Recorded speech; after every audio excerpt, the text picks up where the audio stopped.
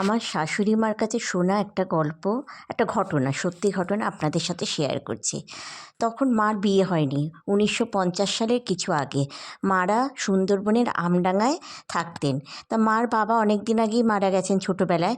আর মার মা মানে আমার দিদি শাশুড়ি, উনি চাকরি করতেন আমডাঙার হসপিটালে। তাই মা তার দিদার কাছেই থাকতেন।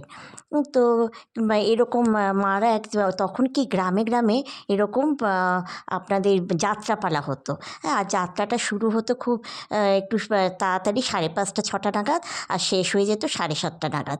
হ্যাঁ, তো তখন তো গ্রাম আর প্রচুর দিকে কলা বাগান, তাই যাত্রা দেখে ফেরার পথে এই যাত্রা দেখুন, এই যাত্রা হচ্ছে, যাত্রা দেখে ফেরার পথে যাত্রা দেখতে গেছিল আপনার মার প্রায় 5-6 জন বন্ধুরা আর পাড়ার কিছু কাকিমারা।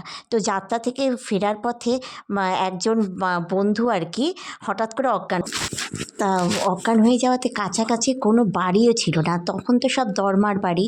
হ্যাঁ, তো কোথা থেকে জল আনবে সেটা মানে সেটা ওরা বুঝতে পারছিল না। হঠাৎ পাশে একটা মানে রাস্তার পাশেই একটা বাড়ি, তা দরমারি, সেটা ভাঙা ভাঙা কেমন বাড়ি। ওই বাড়িতে ওরা জানতো যে একটা বুড়ি থাকতো, উনি মুড়ি ভাজতো। তা বুড়িটা অনেক বছর ধরেই অসুস্থ ছিল, কিছু করতে পারতো না। তাই যাই হোক, বুড়িটাকে ডাকার পরে বুড়িটা কোনো সাড়া দিচ্ছে না, আর দরজাটা হালকা করে ঠেলাতে দরজাটা খুলে গেছে। তো টর্চ মারাতেও, টর্চ মেরে তখন দেখতে পেলো যে বুড়িটা শুয়ে আছে। তো মা এত সাহস, মা একাই ওই বাড়িতে গেছে। ওই বাড়িতে দেখে যে বুড়ি শুয়ে আছে, আর তার তক্তার পাশে একটা জলের ঘটি রাখা। সেই জলের ঘটি থেকে জল এনে বন্ধুটার চোখে মুখে দেওয়াতে বন্ধুটার জ্ঞান ফিরেছে। তারপরে বুড়িটা এবার যখন ঘটিটা রাখতে গেছে, তখন বুড়িটাকে ডাকছে টর্চের আলো মেরে, বুড়িটা কোনো সাড়া শব্দ দিচ্ছে না। তারপরে হঠাৎ মা আবার গায়ে হাত দিয়েছে, বুড়িটা দেখে যে পুরো গা ঠান্ডা একদম। হ্যাঁ, এমন পুরো গা ঠান্ডা।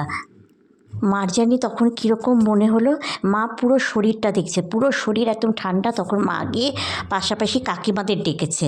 কাকিমারা ভয়ে আর কেউ যেতে চায়নি। তখন কাকিমারা মাদেরকে ধরে নিয়ে বাড়িতে নিয়ে চলে গেছে, সবাই বাড়ি চলে গেছে। পরে পরে মারা এসে এবারে আমার দিদি শাশুড়িকে বলেছে।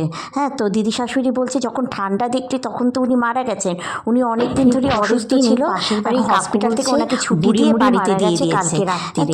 তখন মারা প্রচণ্ড ভয় পেয়ে গেছে। তখন তো কবিরাজ ছিল, আর ভয় পেলেই না তখন ঝাড়াতে যেত। তো ওখানে একজন ভদ্রলোক ঝাড়িয়ে দিতেন। তো মার দিদিমা তখন মাকে নিয়ে শুকনো লঙ্কা দিয়ে সব ঝাড়িয়ে টাড়িয়ে নিয়ে আসলো, আর একটা তাবিজ দিয়ে দিল। তখন এইসব হলে তাবিজ দিত। তা মা বলে যে আমার এই ঘটনা কোনোদিনও আমি ভুলবো না। যে আমার মা এখন কত হয়েছেন, গত 12 বছর হয়েছে, আমাদের মধ্যে নেই, কিন্তু মার বলে যাওয়া কিছু কিছু ঘটনা না, কিছু মানে সত্যি এগুলো চিরকাল মনে থেকে যাবে।